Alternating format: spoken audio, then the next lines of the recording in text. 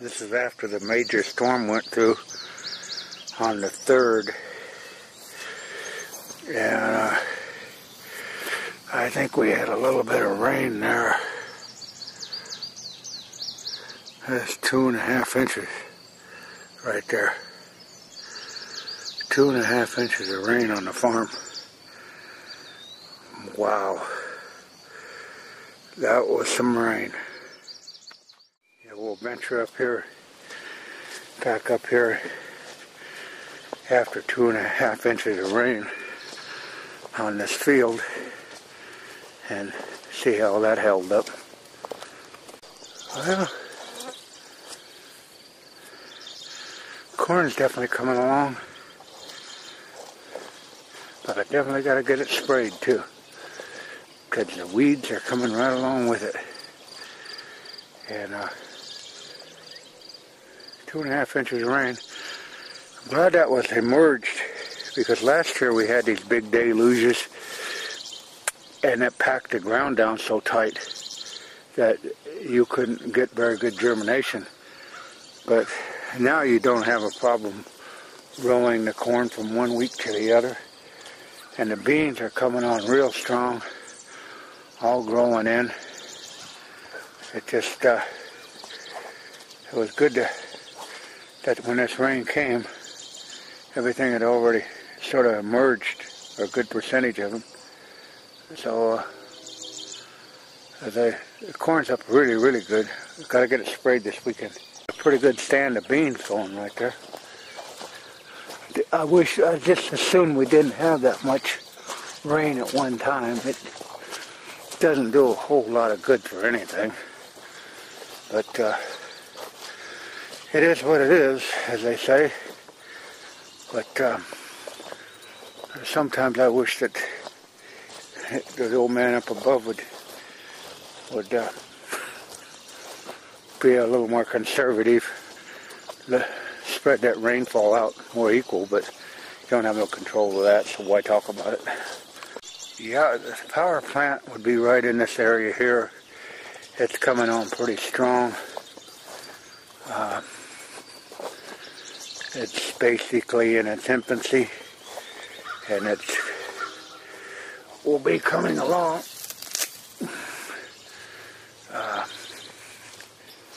Hopefully it'll get up and overshadow the weeds as fast as it's growing.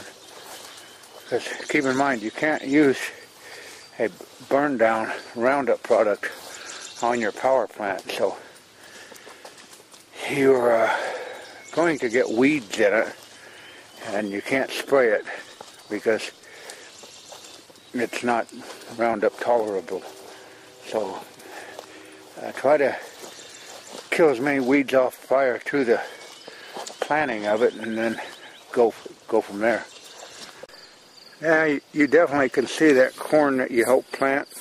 These were the rows that we were filming when we were planting, and like I say, you get off a little bit when you try to go around these trees, but if you didn't have the trees, they'd be straight as an arrow, or anyhow, they'd be as straight as an arrow as I could shoot, and that's sometimes not very straight, but I probably plant as straight as I shoot.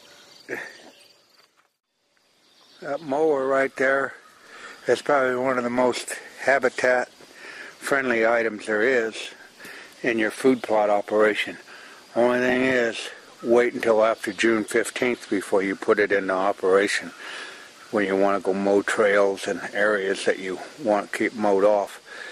It'll stimulate new growth, but yet there's new growth being grown in some of that grass too in the form of wildlife. So leave that parked until after June 15th. You know, when you look around here, there's a lot of specialized equipment that you need. And I realize not everyone is going to have access to their equipment on demand. You're either going to have to borrow it or beg for it. Don't steal it. But without this equipment at your readiness and your availability when you need it, you're going to have an uphill battle of getting your food plots planted, especially if you're doing it on a weekend, as so many of us do. If you have to wait in line for the availability of it, or the weather conditions are not conducive, it's really going to make it hard on you, because Mother Nature won't wait. And there's some of those beans. The last time you seen this pulverizer, it was putting those beans in the ground. There's some that grew right in the in the dirt that it threw them up in there. But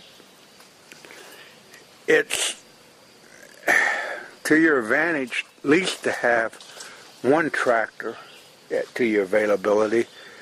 And if you have that one, at least you have a hand or hands-on at the moment that you need it. Those planters, this planter was a John Deere 4000 or 7000, John Deere 7000. They're quite popular, very simple. You can pick them up for $2,000 or under, and you know, the more you're probably going to pay, the better condition it's going to be. And a lot of guys are in shock and all. $2,000, but they'll run out and spend that in a new compound bow that is highly overrated for what they're trying to do, kill a deer with. But that's my opinion, and I'm sticking to it because I've killed them with $150 bows, and so why they need a $2,000 bow is beyond me. But yeah, it's going to take you a menagerie of equipment. If you don't have it, you're up that creek. Well, it's the 13th, Friday the 13th, and we're going to spray this corn, and as you can see, it really needs it. So much rain, it's been almost impossible to get this sprayed, but we're going to get after it today. It's 6 o'clock Friday morning. Ain't got time to dilly and ain't got time to dally. Well, here's the power plant. It's basically 30 days old today.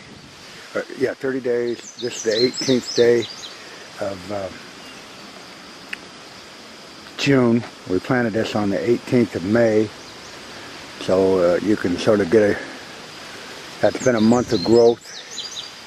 Keep in mind, when you plant your power plant, you won't be able to put Roundup on it. If you tried to spray your power plant, as you can see how it succumbed to an early death right there. We had some in the corn, but it's not Roundup tolerant, so you'll have weeds that grow up in it somewhat, and there's nothing you can really do about that. You know, you can till it several times and try to kill as many weeds out of it, burn it down prior to it if time allows you. But you notice the corn, it's up there pretty tall. It's actually, if you notice right there, you can see my knee, that knee high. That was in 30 days. Now all that corn's not that tall. Some of it's been under a lot of stress with water. We had, you know, quite a bit of rain. You can see the beans, got good germination on the beans. Very few weeds in there. I'll let them go for a while. And you can see where I sprayed down through here the other day on the corn, trying to get these velvet leaf under control. You can see that different color in the rows where it killed the grasses. And you know, you could probably have to spray it one more time. A lot of weed infestation got ahead of us because of the wet weather. But the beans really germinated good, and those were broadcasted on, as you noticed in the video. And they're up there probably 6 inches tall at least. And but the power plant is all this area in here, and it's a good foot to 18 inches tall in 30 days. Now by the 4th of July, or by the 18th of July, it should be well on its way. So that's what 30 days of growing does here, but it's also 30 days of really moving, because you only got a limited amount of time to get this stuff done. And if you dilly-dally and you don't have the equipment, most people have the time, they're just not willing to take the time to do, you know, they're just not dedicated enough, I guess. They want it, but yet they don't want to really go the extra mile. And if you don't do that, it's not going to happen on its own. So like I say, this power plant is really solid in there, and it's coming along really good. 18th day of June, 30 days of growing. You watch this when we planted this on the 18th day of May, and now you can see the results. Well, here we are, first day of July. Corn's up. That's up pretty tall. It's more than knee-high by the 4th of July, that's for sure. Beans are up. This area right here in front of me, from about where my finger goes across to there, is a strip of power plant. And you see what it looks like corn in there is actually sorghum. But keep in mind, when you plant power plant, you can't use a herbicide on it because it's not Roundup ready. So you're going to have an infestation of these critters right here, velvet leaf, and they will make a lot of seed. And the only way you can actually do any weed maintenance on them is to pull these out by hand. And if you don't have anything to do, and if you want to quit smoking cigarettes and you're always nervous, power plant will get that idle time out of your hand and put a weed in your hand instead of a cigarette, and you'll have your job cut out for you. And that's what we're going to do today, is I'm going to do some extensive weed pulling, because like I say, on that power plant you can't use a herbicide to kill off the weeds. So they will multiply, and your seed bank, weed seed bank, will become astronomical.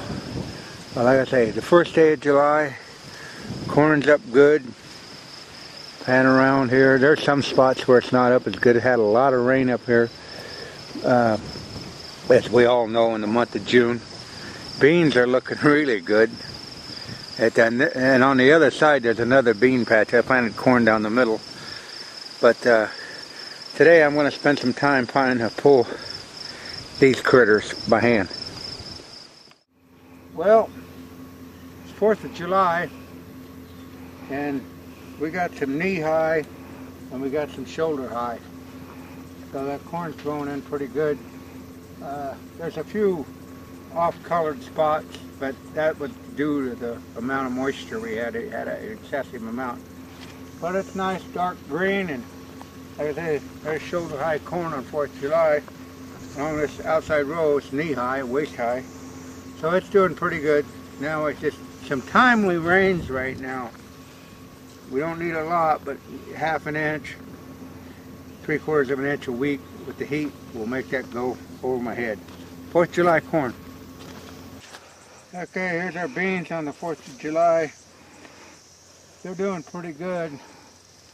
I had some issues with spring because it was so wet. The weeds got a little ahead of me, but I sprayed them there the other day, and they're starting to yellow up. But here's just some knee-high beans at 4th of July, and they're doing really, really good.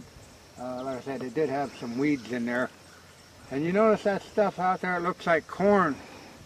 I'll walk over here and show you. That's your power plant.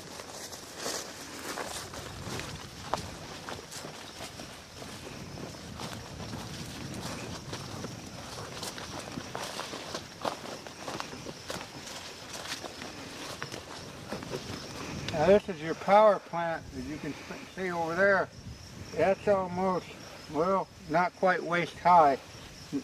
This stuff that looks like corn is your sorghum. And when you look up through there, there's a lot of it in there. Sunflowers are in there. But you can see how it's been. We planted that on the 18th of May. So not quite 2 months old. And you can also see some browsing right here. The deer browse some of those soybeans right in there. But that's what that power plant with the beans in there will help do. It gives them a variety of stuff to eat and keep them off your beans. So if you just planted the beans, they'd really be on it. But like I say, that sorghum goes all the way up through there. And there's a lot of forage beans in there, and they look like they were really doing good. So that'll take some of the pressure off this bean crop. Well, that's it from the Non-Typical Norwalkian. Happy 4th of July.